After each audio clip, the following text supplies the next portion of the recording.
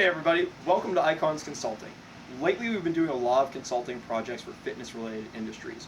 On that note, I thought I'd do a product review today of one of the biggest items in the fitness industry world that goes along with technology. That's GPS watches. Essentially what a GPS watch does is it tracks how far you go, where you run, what speed you're going at, and measures all those things and then keeps a record of it.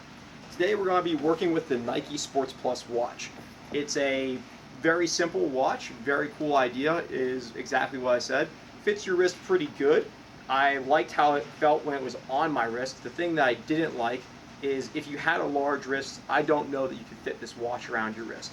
So if you are a bigger guy or girl, that may be something you want to consider before purchasing the watch. So one of my biggest complaints I had with the Nike watch was when I first purchased it, the first thing out of the box was there's this warning label that says important. Go to nikeplus.com/downloads to download and install the software before you start running your watch. Well, if you go to Nike Plus Sports Downloads, it's frustrating. It should go right to where you're saying it should when you're on the website. I believe that things should be very easy for the consumer to find and use, but to me that was not an easy fix. That being said, that's not as much a function of the watch as it is with Nike's website.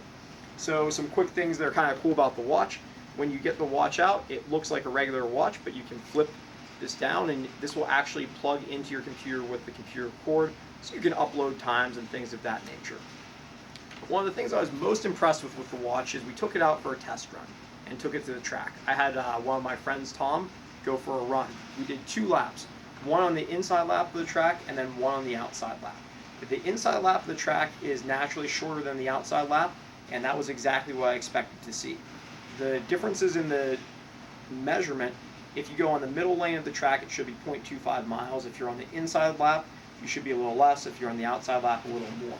So we took the watch on the inside lap and it came up with 0.22 miles, which is almost 100% accurate.